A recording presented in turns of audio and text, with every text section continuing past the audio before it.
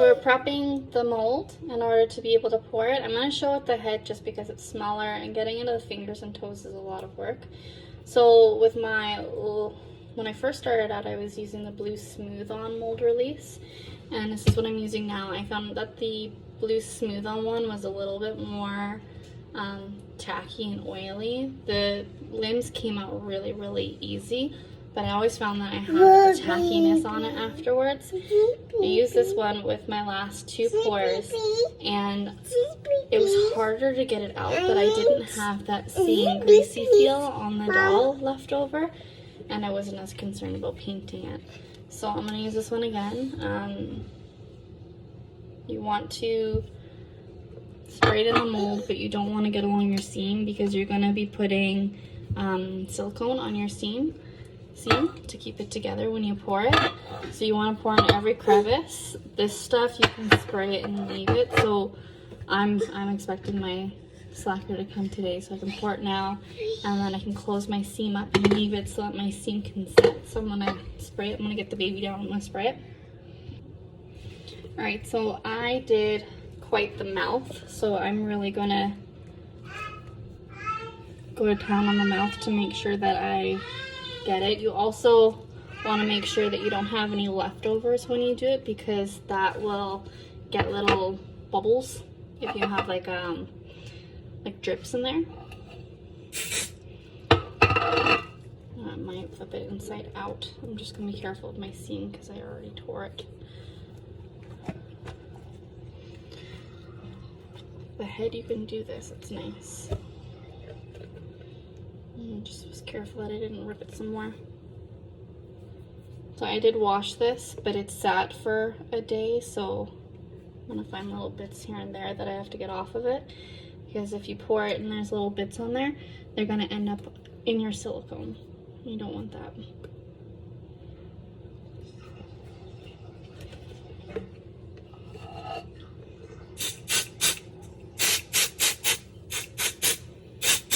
So you can see when you spray it, it kind of bubbles.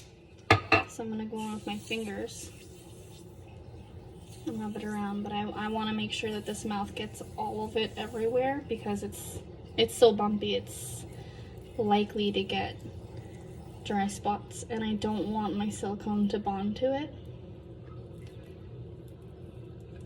Here's the roof of the mouth. You can see the bumps that I did in there. That's the tongue. So the tongue, the way I did it, it'll actually be its own piece, as long as I don't ruin it.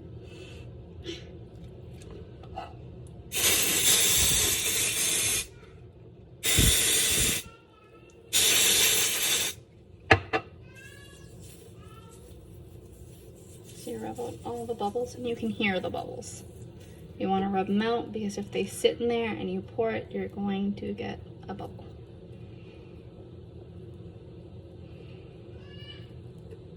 Make sure you get in all the crevices, and you have to do this when you go into the fingers and toes too. And it's a little bit harder, but if you don't, it can bond, so you have to be very careful.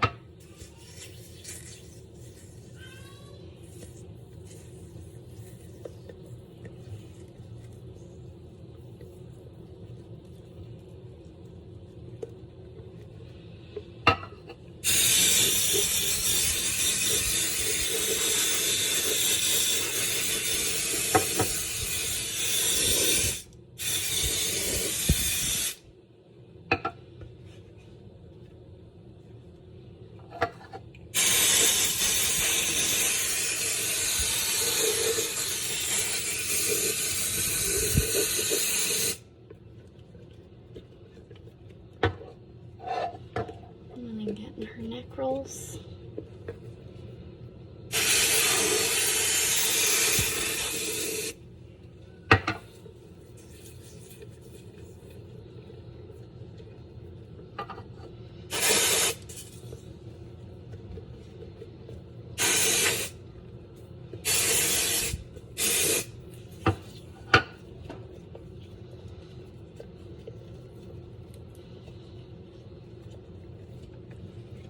And you know you'll have your coverage because it'll be It'll be shiny.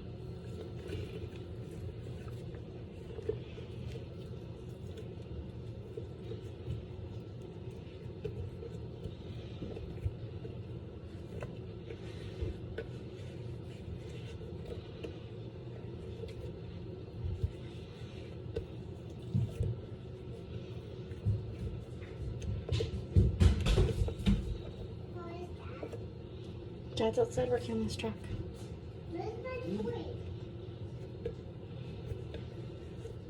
There, and now I have full coverage. So what I'm going to do next is flip it, put silicone on the seam, and then when I put it into the mold, I'm just gonna make sure the seam's flat, and I'm gonna leave it for an hour or until my product comes so that I can pour it. I'm just gonna quickly show the ridiculously hard time I'm having getting into the arms. So I'm spraying into the armpits,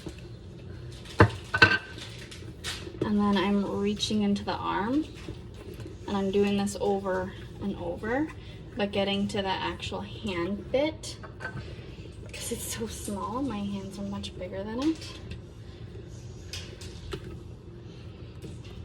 I'm terrified of ripping my weak seam. I'm spraying into it, and then I'm reaching in.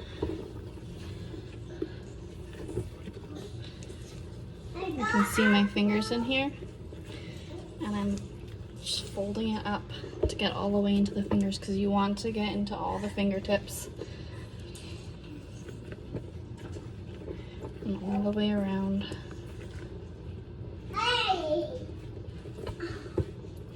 I'm going again.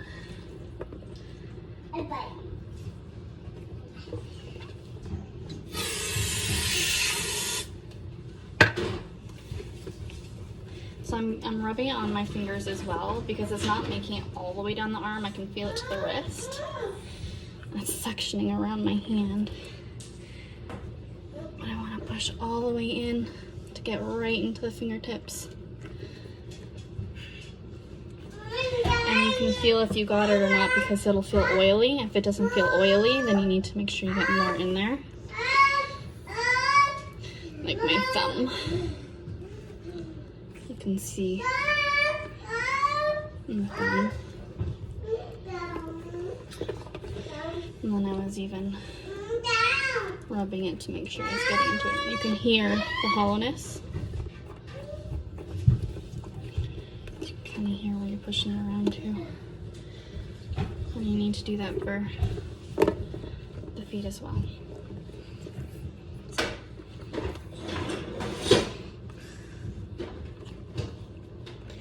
So, right in there. My fingers are in these two fingers. And then I want to go in the other way because I have nails and I want to make sure that I'm getting both sides. And I want to feel the palm of the hand and make sure I got the palm of the hand.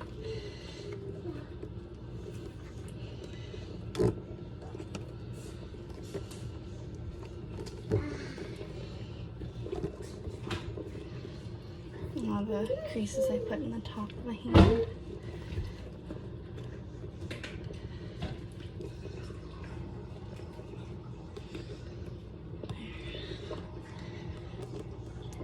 And you're doing all this without ripping the silicone, because if you rip the silicone, then you're losing fingers. Alright, now that I've sprayed them both, I'm positive I got it on the inside of the seam just from taking my hand in and out. And the one thing that I find cuts through silicone and grease the best is baby wipes. So I'm just using a baby wipe to go along the seam, just because I didn't make this seam very strong and I want to make sure it bonds. Normally use the same paint that you use for painting to seal it. But I'm going to be using my dragon skin just to make sure it bonds, because I want a strong bond before I go and fix this. I want to be able to get a couple pores out of it because I have to order a bunch of stuff to fix it. So getting a strong bond right now is my main priority. And like, it's not thin, it's pretty thick, but it should be thicker because it's ripping. You can see it ripping more just from me doing that. I'm sticking my hand in and out. So I'm just cleaning up the edges, and then I'm gonna go mix up a little bit of part A and part B dragon skin to seal these up and put them in their mother molds. Alright, now that I have my part A and my part B mixed together, I made extra because I have a few spots that the mother mold don't cover that I can fill in a little bit. So I'm just going to use a very little bit on my stick and go along the edges gently. If you get it in a little bit, then it'll leave marks on the inside.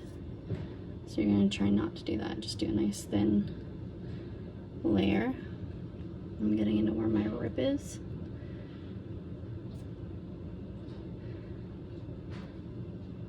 Like this.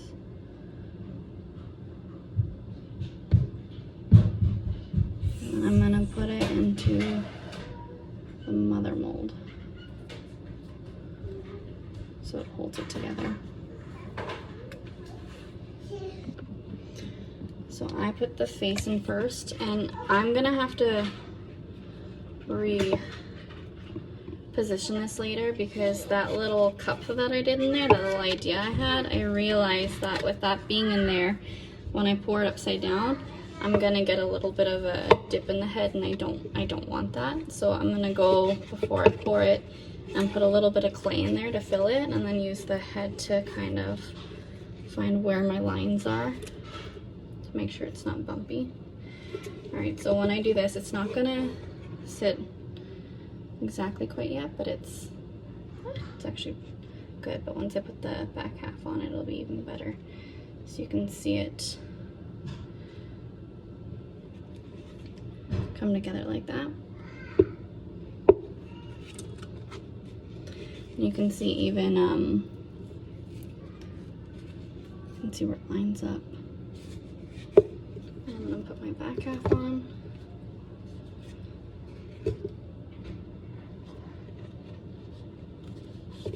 Make sure all my lines line up. Make sure it's not pinched anywhere. And so on the inside, it'll all line up. And I'm just gonna, because I can fit my hand in this one, use my hand to work along it. Use a stick. Make sure it's flat.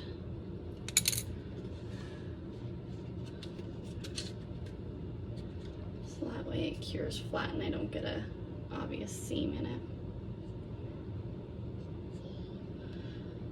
Now onto the body. Alright, I have the back piece. I'm just gonna lay the mold in it.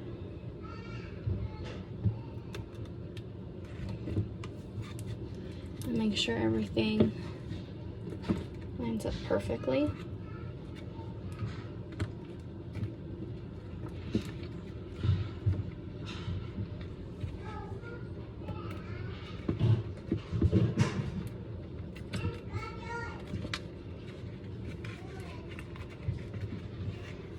So you can see my seam isn't lined up, it's crooked.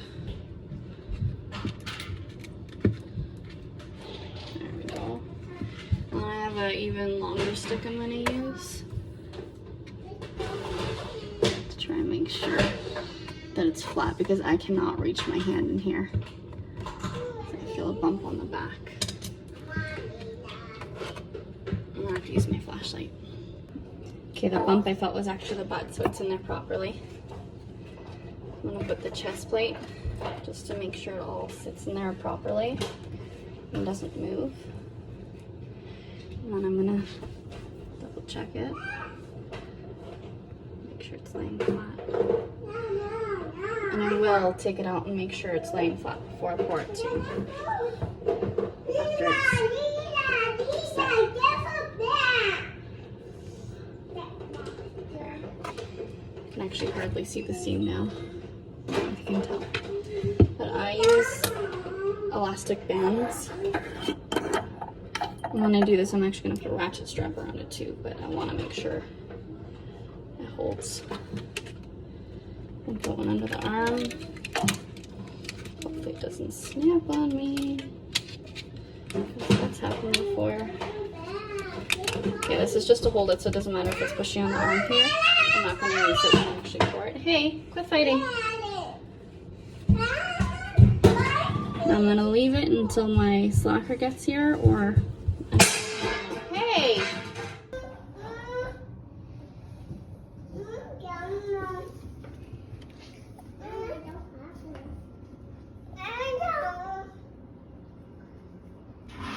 So I wanted to thicken where you can see it, so I let the rest get a little bit thicker, and I'm going to apply it to it. Alright, so this is what happens when you don't use Thivex. It drips a lot, but I'm still getting another extra layer on there, and I think it needs it. This was upside down, so it misses some parts, and the shoulders I did a little bit on there too. I also purchased containers, and I don't know if it's gonna make the silicone not cure, so I'm gonna put a little part of my mixture, my part A, part B mixture on here. And if it cures, I can use it. If it doesn't cure, I can't use it.